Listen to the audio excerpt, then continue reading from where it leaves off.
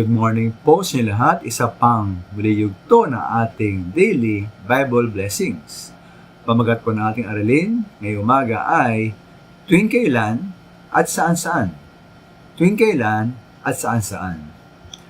Tayo po maminawal bilang mga Kristiyano ay may tungkulin na magbahagi ng Ebanghelyo at salita ng Diyos, lalo na po sa mga hindi ligtas. Ngunit tuwing kailan ba at saan ba na din dapat ibahagi ang salita ng Diyos? Maganda po itong halimbawa, sabi po sa Magawa 5:42, bilang tugon po ng mga apostol sa pag-uusig sa kanila.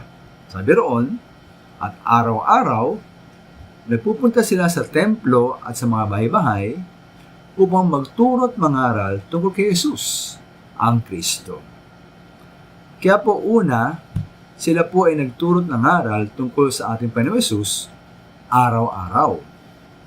Ito po ay mahirap gawin para sa karamihan sa ating nag-aaral, nagtatrabaho o gumagawa ng mga gawaing bahay. Ngunit po para sa ito po ay isang hamon na gamitin natin ang bawat pagkakataon upang may bahagi sa iba ang salita ng Diyos.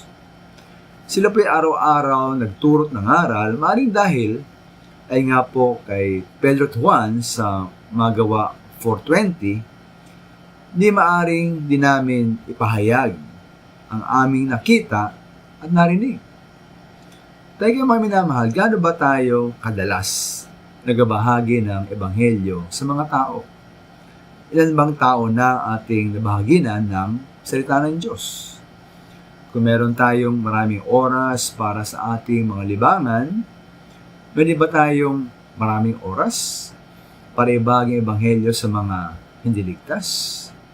Ikalawa po, ang mga apostol ay nagbahagi ng salita ng Diyos sa iba't ibang lugar. Particular po sabi sa verse 42, sa templo at sa mga bahay-bahay.